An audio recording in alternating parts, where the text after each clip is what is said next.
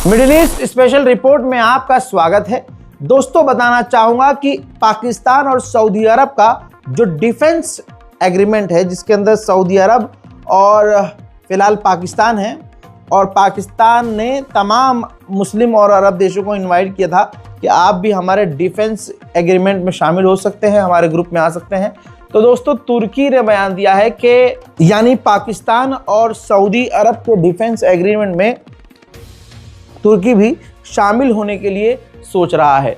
और दोस्तों, अगर तुर्की ने ये बात कही दी है तो तुर्की सोच नहीं रहा होगा, बल्कि बातचीत शुरू हो चुकी है। लगभग कई तरह की इनपुट ये भी है कि, और जाहिर सी बात है, पाकिस्तान और सऊदी अरब तुर्की को क्यों, क्योंकि तुर्की एक नेटो वाला देश है, और ऐसे में अगर ये इस ग्रुप में शामिल होता है तो पाकिस्तान और सऊदी अरब को काफ़ी मजबूती मिलेगी। मैंने कल ही बता दिया था, हम सबकी नज़र ईरान पर रही और ईरान पर हमारी नज़र रही, और पीछे से इजराइल ने गाज़ा पर बमबारी करी है। 2 दिनों में गाज़ा में गोलीबारी और बमबारी करके सिर्फ 2 दिन के अंदर इजराइल ने गज़ा में 14 फिलिस्तीनियों को कत्ल किया और कम से कम 50 से ज़्यादा फिलिस्तीनियों को घायल किया। हज़रात मोहतरम, उन तमाम हमलों के कुछ मंजर हैं। हालांकि मैंने बहुत सेंसिटिव जो विजुअल्स थे उनको सेंसर कर दिया है, लेकिन ये मंजर आप गाज़ा पर हमले का देखिए।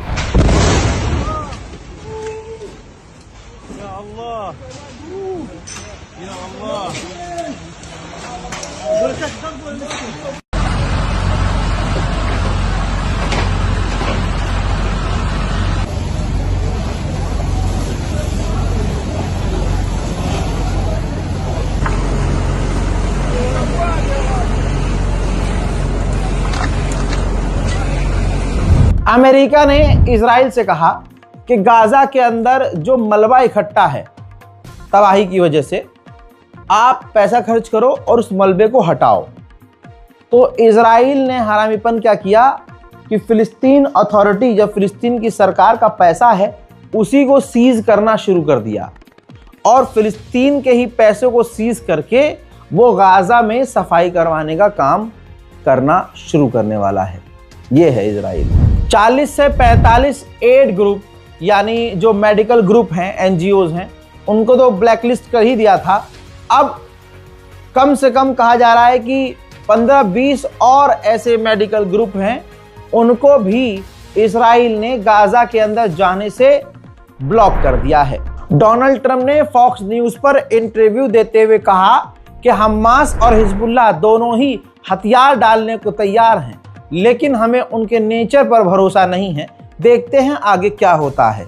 हजरात, आज के दौर में सारी दुनिया ट्रंप के नेचर पर भरोसा नहीं करती है, और शायद इसीलिए हमास और हिजबुल्लाह हथियार नहीं डाल रहे, लेकिन इल्ज़ाम नेचर पर यकीन ना होने का डोनाल्ड ट्रंप इन दोनों पर लगा रहे हैं। इतना बार बार बोलना नहीं चाहता हूं, और मैं बस इशारा कर देता हूं कि देखिए, गाज़ा में चीज़ें ठीक नहीं हैं। आपका ध्यान भटक गया ना आपका ध्यान, कहीं कुछ हो गया तो आप गाज़ा को भूल गए, फिलिस्तीन को भूल गए।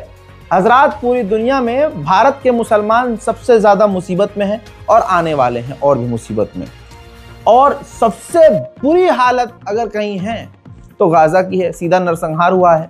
यहाँ तो तैयारी है नरसंहार की, वहाँ तो हो चुका है नरसंहार। और उसके बाद का मंजर ये है, ये देखिए भाई, जो लोग मारे गए हैं सो मारे गए हैं। वहाँ ठंड है, तो ठंड की वजह से हालात इतने बुरे हैं कि ठंड की वजह से दर्जनों लोग मारे गए हैं। इस कड़ाके की ठंड में लोगों के पास कपड़ा नहीं है भाई ठंड का। वहीं जो टेंट उन्होंने लगाया था, सोचिए वो टेंट बारिश में डूब गया है, बाढ़ आ गई है। टेंट में गिना चुना सामान लेकर लोग अपने मकानों के मलबों से निकले थे, भागकर इस जगह आए थे। अब दोस्तों, सीन ये है कि उनका वो साजो सामान भी डूब गया है। अब इनके पास कुछ बचा थोड़ी है। हालात इतने ज़्यादा बुरे हैं। लेकिन जब हम मदद की बात करते हैं कि भाई चलिए गाज़ा में हम कुछ मदद भेजते हैं, तो दोस्तों, अब पहले लोग आ भी रहे थे कि हाँ चलो भरत भाई करते हैं मिल के करते हैं, और हम मदद भेज भी रहे थे, और हमने भेजी भी है, अभी भी भेज रहे हैं, क्योंकि वहाँ इंटरनेट शटडाउन है, और ये बिजली और ये तूफ़ान, ये बारिश, जो बेचारी बहन हमारे कुछ कुछ रकम से खाना पानी बांटती है, वो बेचारी खुद ही कह रही है कि भाई यहाँ बड़ी मुश्किल से हम पैकेट वाली कुछ चीज़ें बांट दे रहे हैं, या किसी दूसरे इलाके में जाकर वहाँ सूखी जगह पर कुछ खाना वाना बनाने की कोशिश कर रहे हैं। ऐसे में मैं उनसे कहूँ कि भाई वीडियो बना के भेज, तो ये बड़ी बेशर्मी वाली बात होगी। तो दोस्तों, पहले लोग आ भी रहे थे मदद के लिए, अब क्या है, अब लोग सोच रहे हैं कि भाई मदद हम भेज नहीं पा रहे, भाई जितनी मदद हम पहले भेज पा रहे थे अब नहीं, क्योंकि लोगों को अब इंटरेस्ट नहीं रहा। हमारी वीडियोस को देखने वाले अगर 1 लाख है एवरेज, 1 लाख में से 50,000 बंदे अगर 1-1 रुपया भी ट्रांसफर करेंगे तो 50,000 हो गए। 50,000 में आप ये मान के चलिए कि अच्छे खासे, मतलब इतनी भारी क्वांटिटी में नहीं, लेकिन एक टाइम का खाना हम एक इलाके में खिला सकते हैं, या फिर साफ पानी का टैंकर हम भेज सकते हैं। लेकिन दोस्तों, हम यहाँ पर अब कामयाब नहीं हो पा रहे हैं। लोग अब गाज़ा को किनारे कर रहे हैं, ये बड़े अफसोस की बात है। फिर भी अगर आपके मन में ऐसे आ जाए कभी भी, तो ये है स्कैनर के नीचे जो है आप देख रहे हैं कि जिसमें बैंक अकाउंट डिटेल मौजूद है, तो बैंक ट्रांसफर के जरिए मदद कीजिएगा। बहुत सारे लोग मदद के लिए आगे आए, फिर अपने आप पीछे हट गए। हम लगातार एक ऐसे ग्रुप से जुड़े हुए हैं और आप हमें ऐसे नजरिए से देख सकते हैं कि आपकी ताकत ने अभी तक हमें इतना मजबूती से खड़ा किया है कि हम कुछ न कुछ अल्हम्दुलिल्लाह गाज़ा के लिए कर रहे हैं, आगे भी करते रहेंगे। मुझे यकीन है कि आप साथ देंगे, अगर नहीं भी साथ देंगे तो अल्लाह बहुत बड़ा है, दुआ में ज़रूर याद रखिएगा। अब जिस तरह से इजराइल का घिनौना चेहरा दुनिया के सामने दिखा है, तो अब अपनी इमेज को साफ करने के लिए नेतन्याहू को मीडिया के सामने आकर मुसलमानों को खुद बदनाम करना पड़ रहा है। हज़रात मोहतरम, एक इंटरव्यू में नेतन्याहू ने कहा कि अभी आपने इनकी मुसलमानों की, रेडिकल मुसलमानों की, आपने वो पिक्चर, वो मूवी देखी नहीं है। हजरात, ये वो लोग हैं, मुसलमानों को कह रहा है, ये वो लोग हैं कि ये दूसरों का सीना चीर के दिल निकाल कर खाते हैं। ये चाइना से बड़ा खतरा है, रेडिकल इस्लामिक लोग चीन से बड़ा खतरा है। हजरात, आप अपने सीने पर हाथ रखिए और बताइए, आज तक आपने किसी ऐसे मुसलमान, खासकर जो अल्लाह और दीन के नाम पे ये काम कर रहा हो, देखा है जिसने किसी का सीना चीरा हो और दिल निकाला हो और चबा लिया हो? बस ये काम तो सिर्फ इजरायली ही कर सकते हैं। ये काम तो आले यहूद ही कर सकते हैं कि वो जब 2 साल के अंदर गाज़ा में लाखों लोगों का नरसंहार कर सकते हैं, छोटे छोटे बच्चों के सर पे सामने से गोली मार सकते हैं, जेल के अंदर फिलिस्तीनी महिलाओं की इज्जत ग्रुप में लूट सकते हैं, सीने से दिल निकाल कर किसी इंसान का वही लोग दिल चबा सकते हैं। हज़रात मोहतरम, वेस्ट बैंक तो गया, तमाम अरब खामोश रहे और वेस्ट बैंक पर आधे से ज़्यादा कब्जा हो गया और अभी हो रहा है। दोस्तों, मामला तो अब जेरूशलम का सुनिए। जेरूशलम जो मेन जगह है, हजरात, ऐतिहासिक मुसलमानों की ये जगह है, तो जेरूशलम में कब्जा करने का अप्रूवल दे दिया है और 45 दिन का नोटिस इजराइल की सरकार ने जेरूशलम में रहने वाले फिलिस्तीनियों को सौंपा है। आप तकलीफ क्या ही समझेंगे, भारत का मुसलमान शायद इस तकलीफ को समझ सकता होगा। जहां पर खानदान पुश्तैनी मकान था, मकान में बाप दादा परदादा पता नहीं कब से रहते आ रहे थे। हजरात, उन्हीं मकान को एक बुजुर्गवार अपनी आंखों के सामने वेस्ट बैंक में इजराइल के हाथों से टूटता हुआ देख रहा है।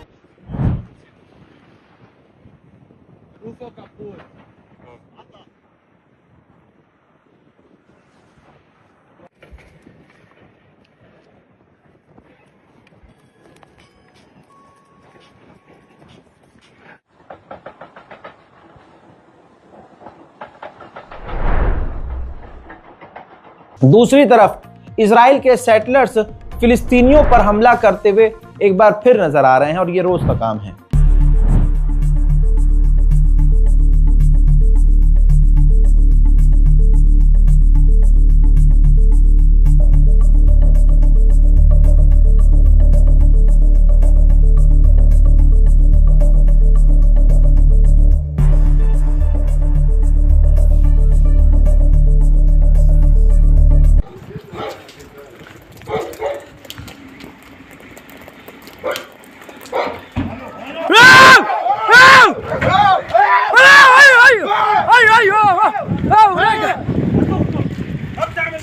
هيك هيك هيك كمان اشترى تعال هيك تعالوا هيك جيب الجيش جيب الجيش يلا جيب الجيش جيب الجيش ابعد عنا ما حدا كرم على الغنم ما حدا كرم على الغنم ما حدا كرم على الغنم طب الغنم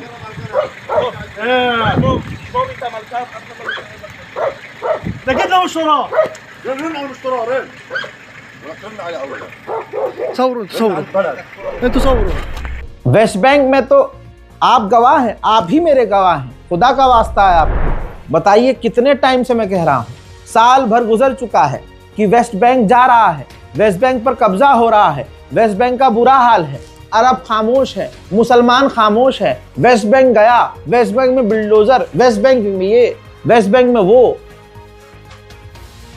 कोई नहीं बोला। आज वेस्ट बैंक के लोग, फिलिस्तीनी लोग मजबूर हैं और अपने अपने घरों को छोड़ रहे हैं। पाकिस्तान के डिफेंस मिनिस्टर ने कहा है कि इंसानियत का सबसे गंदा और सबसे बड़ा क्रिमिनल नेतन्याहू है और मैंने तुर्की और अमेरिका से कहा है कि नेतन्याहू को गिरफ्तार कर लो। हजरत ओआईसी ने, इस मरे हुए संगठन ने और अलग से 22 मुस्लिम देशों ने इजराइल की निंदा की है, जो इजराइल का विदेश मंत्री सोमालिया लैंड पहुंचा था। निंदा भी अगर हराम के पिल्ले पूरे एक हफ्ते के बाद कर रहे हैं तो कद्दू के ये इस्लामिक ग्रुप हैं, कद्दू का ये ओआईसी है। ओआईसी तो भाई साहब क्या कहूं मैं, अय्याश और आवारा लोगों का ग्रुप है। मैं ओआईसी के बारे में बता चुका हूं आपको, अरब लीग के बारे में बता चुका हूं। ये तमाम एक जगह इकट्ठा होते हैं, 7 स्टार लाइफ जीते हैं, है ना, वैसे भी उनकी 7 स्टार लाइफ होती है भाई, लग्जरी लाइफ। या आते हैं एक जगह इकट्ठा होते हैं, अपनी बकचोदी करते हैं, फोटो तो खिंचाते हैं, जॉइंट स्टेटमेंट देते हैं, मुर्गा उर्गा पेलते हैं, खूब एकदम खा पी के फिर बढ़िया दावत करके और नाच गा के, और आगे की कहानी अल्लाह जाने क्या करते हैं बिस्तर पे जाके किसके साथ, और उसके बाद ये अपने घर निकल जाते हैं। ये है अरब संगठन, ये है ओआईसी। इनके यहाँ यही होता है, हद से ये निंदा कर सकते हैं और इसके अलावा कुछ नहीं करते।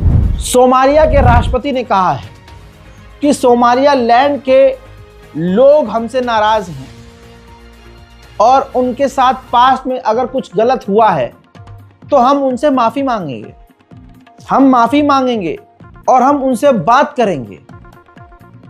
यानी आप समझ रहे हैं, पहले बयान सुनिए। waxaan mar kale caddaynayaa in jamhuuriyadda federaalka Soomaaliya ay tahay dal xor ah, mid ah, dhulkiisa aan lagu kala goyn karin warqad ay Israa'iil qortay ama saxiixay Netanyahu। यानी सोमालिया इतना मजबूर हो गया है कि वो कह रहा है कि इनके साथ अगर पास्ट में कुछ बुरा हुआ है जिसकी वजह से ये हमसे अलग हो गए हैं तो हम माफ़ी मांगने को तैयार हैं।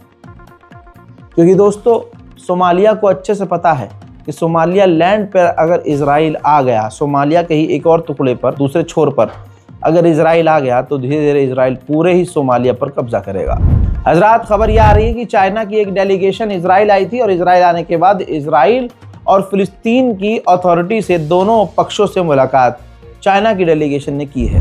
रजब तैयब एर्दोगान ने अपने बयान में कहा कि हमने कई बार नेतन्याहू से कहा, इजराइल से कहा कि गाजा के अंदर ह्यूमैनिटेरियन मदद हमें भेजने दो, कंटेनर जाने दो, मदद के तमाम साजो सामान जाने दो, लेकिन नेतन्याहू फिरौन, जी हाँ नेतन्याहू फिरौन गाजा के अंदर मदद जाने नहीं दे रहा है। वो उन तमाम ह्यूमैनिटेरियन एड में इंटरेस्टेड नहीं है। Konteyner gönderelim diyoruz. Birleşmiş Milletleri devreye sokuyoruz. Batı'yı devreye sokuyoruz. Netanyahu denilen firavun zaten bu işlere asla ilgi duymaz ve bunu kabul etmiyor. वहीं हमास ने किया है बड़ा ऐलान। हमास ने कहा है कि गाजा की हम इंडिपेंडेंट बॉडी, जो गाजा को आज़ादी से चलाएगी ना जो भी सरकार, हम हथियार सिर्फ उनके हाथ में देंगे, वरना हम हथियार नहीं डालेंगे। अब सोमालिया के राष्ट्रपति ने इतनी बड़ी बात कही कि हम हाथ जोड़ लेंगे, भीख मांग लेंगे, माफ़ी मांग लेंगे, ये वो। क्यों? क्योंकि खबर आ रही है कि सोमालिया लैंड के ऑफिशियल जो गैर कानूनी, इंटरनेशनल लॉ के हिसाब से गैर कानूनी ऑफिशियल हैं, वो पहुंचे हुए हैं इजराइल। कहा जा रहा है कि सोमालियालैंड बहुत जल्दी, आजकल में ही इजराइल के साथ अब्राहम अकॉर्ड की डील कर लेगा। UNRWA का दफ्तर इजराइल ने गाजा फिलिस्तीन में बंद कर दिया है। इसके बाद UNRWA अपना दफ्तर तुर्की के अंदर शिफ्ट कर रहा है। हजरात, सन 2025-25 के अंदर, एक साल के अंदर सोचिए 70,000, रिपोर्ट आपकी स्क्रीन पर लगा रहा हूं, 70,000 ज़ियोनिस्ट जो यहूदी हैं वो इजराइल छोड़कर गए। 70,000, और उन 70,000 में से सिर्फ 19,000 लौटे हैं। यानी इजराइल भले ही फिलिस्तीनियों की जमीन कब्जा रहा है और अपनी इमेज सुधारने की कोशिश कर रहा है, लेकिन दूसरे देशों से यहूदी आने के बजाय इनके देश के, इजराइल के खुद यहूदी हमेशा के लिए खुद भाग रहे हैं देश छोड़कर। STC ग्रुप आपको याद होगा, ये वो STC ग्रुप है जिसने यमन के अंदर UAE की मदद से उनके हथियारों से घुसपैठ की और यमन का माहौल ख़राब किया और यमन पर कब्जा करने की कोशिश की। सऊदी अरब ने खूब पीटा, अंदर घुसकर फाइटर जेट से बम बरसाए, हेलीकॉप्टर से और ड्रोन से बम बरसाए, जिसके बाद UAE की ऐसी चादर फटी कि वो वहाँ से उल्टे पैर भागे। जब UAE पीछे हटा तो STC को हथियार देने वाला कोई ना मिला और STC पूरी तरह से घुटने पर आ गया। फिर इसके बाद सऊदी अरब का खौफ इतना कि STC के ऑफिशियल ने, अधिकारी ने खुद ऐलान किया कि हम डिसॉल्व हो रहे हैं, इस संगठन को ख़त्म कर रहे हैं और पीछे हट रहे हैं। हजरात, भारत में जो एक समाज है, समुदाय है खास बहुसंख्यक, वो मुसलमानों को जैसे फंसाता है, वही आइडिया एक ब्रिटेन के इजरायली समर्थक वकील ने अपनाया। हजरात, रिपोर्ट आपकी स्क्रीन पर है, पूरी रिपोर्ट आप पढ़ सकते हैं, लेकिन आसान भाषा में मैं बता रहा हूं। बरतानिया में ये वकील है, इजराइल का जो है समर्थक है, इसने यहूदियों के खिलाफ अपने घर के बाहर पेंटिंग बनाई, यहूदियों के खिलाफ नारेबाजी और कुछ साइन बनाए, और इसने केस कर दिया, खुद ही वकील है ना, और फिलिस्तीन ऑर्गेनाइजेशंस को और फिलिस्तीनी समर्थकों को फंसाने की कोशिश करी ब्रिटेन में। जब इन्वेस्टिगेशन हुई, जांच पड़ताल हुई, कुछ साक्ष्य सामने आए तो साबित हुआ और इसने खुद कबूल किया कि फिलिस्तीनियों को और फिलिस्तीनी NGOs को फंसाने के लिए मैंने ही अपने हाथों से घर के बाहर इजराइल के खिलाफ ये पेंटिंग और ग्रेफिटी बनाई थी। वहीं वेस्ट बैंक में एक शादी चल रही थी फिलिस्तीनी परिवार की, तो उस बैंकेट हॉल में, उस मैरिज हॉल में इजराइल की फौज घुस गई। बच्चे हैं वहाँ, छोटे छोटे बच्चे हैं, वहाँ टीयर गैस दागने लगी, जबरदस्ती, दंगा, आतंक इसे कहते हैं। दोस्तों, इजराइल के लोग किसी भी देश में जाएं, उस देश के लिए सबसे बड़ा खतरा होते हैं। ये आज मैं साबित करके मानूंगा। आपकी स्क्रीन पर एक इजराइल का टूरिस्ट है जो अर्जेंटीना के जंगलों में आग लगाता हुआ नजर आया है। यह सबसे बड़ा सबूत है दोस्तों। अच्छा, दो तस्वीर है हजरात, इसके हाथ से लगाई हुई जंगल की आग आप देख सकते हैं दूसरे फ्रेम में कितनी ज्यादा फैल चुकी है। हजरात, ये जंगल में आग लगाता हुआ नजर आया है और अब ये खबर फैल गई है। अब जरा वहां के वेस्टर्न मीडिया को देखिए, जंगल दिखा रहे हैं किस तरह से उस इजरायली ने जो आग लगाई पूरे जंगल, और अभी भी जब आप वीडियो देख रहे हैं जंगल की आग फैलती जा रही है। रिपोर्ट्स के अनुसार ये जो इजरायली टूरिस्ट है इसके पास बम भी मिले हैं, ग्रेनेड मिले हैं। तो देखिए, इजराइल का एक नागरिक किसी भी देश में जाकर उस देश को कितने बड़े खतरे में डाल सकता है, लाइव एग्जांपल है। आदत से मजबूर, रोज का उसका पैटर्न, इजराइल का लेबनान पर उसने फिर से बड़े हमले किए हैं। لا بعنقانة بعنقانة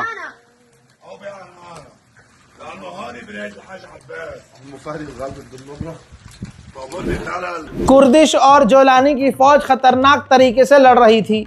कल परसों मैंने आपको दिखाया डोनाल्ड ट्रंप ने दोनों के बीच सीज फायर करवा दिया, लेकिन जो कुर्दिश लड़ाके हैं उन्होंने इनकार कर दिया कि हम अलेप्पो से बाहर नहीं जाएंगे। ठीक है, हम हमला नहीं करेंगे, लेकिन रहेंगे हम अलेप्पो में ही। एक अरब का चैनल है, सीरिया में रिपोर्टिंग कर रहा था। जोलानी ने एंटी टैंक रॉकेट दागा मिसाइल, और वो आकर उस जो बंदा पत्रकारिता कर रहा था लाइव अरब चैनल पर, भाई सीधा उसके आकर पास गिरा। अच्छी खबर यह है कि वो जिंदा और सही सलामत है। यूरोपीय यूनियन की जो चीफ हैं और पूरी डेलीगेशन वो जोलानी से मिलने सीरिया पहुंची और कई तरह की डील कर ली गई है।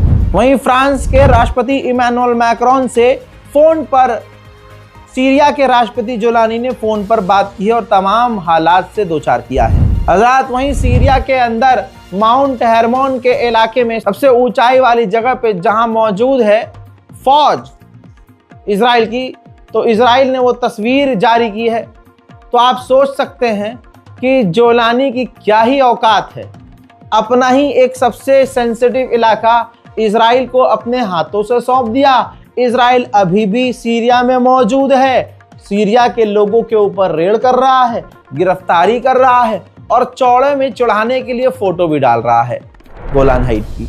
हजरात मोहतरम, उधर तुर्की ने आधिकारिक बयान दे दिया है, ये देखिए, और कहा है जो कुर्द के लड़ाके हैं, कुर्दिश आतंकी, वो इजराइल के साथ, यानी इजराइल और कुर्द साथ मिलकर काम कर रहे हैं। मोहतरम हजरात, मिडिल ईस्ट स्पेशल रिपोर्ट में फिलहाल के लिए इतना ही। इस डिटेल का इस्तेमाल कीजिएगा, बैंक डिटेल का, ताकि गाजा और फिलिस्तीन की कुछ तो मदद की जा सके। फिलहाल के लिए इस रिपोर्ट में इतना ही। रिपोर्ट को शेयर कीजिएगा। हमारे चैनल रजाग्राफी अनस्क्रिप्टेड को सब्सक्राइब कीजिए। नीचे लाल बटन आ रहा है, सब्सक्राइब लिखा हुआ है, उस पर क्लिक करना है। क्लिक करने के बाद वो नोटिफिकेशन ऑन करने के लिए बोलेगा, ऑल पर क्लिक करना है। इससे क्या होगा कि जैसे ही मैं कोई अपडेट दूंगा तुरंत आपके मोबाइल के ही स्क्रीन पर नोटिफिकेशन आ जाएगी और सबसे पहले आपको रिपोर्ट मिल जाएगी। ऐसा नहीं होगा कि अगर अभी मिसाइल गिरी है तो 6 घंटे के बाद आपको पता चल रहा है, नहीं। और अगर आप नोटिफिकेशन ऑन नहीं कर सकते तो हमारे चैनल को रिफ्रेश करते रहा करिए। तमाम अपडेट हम लगातार बार बार दे रहे हैं। फिलहाल के इस रिपोर्ट में इतना ही। वस्सलाम।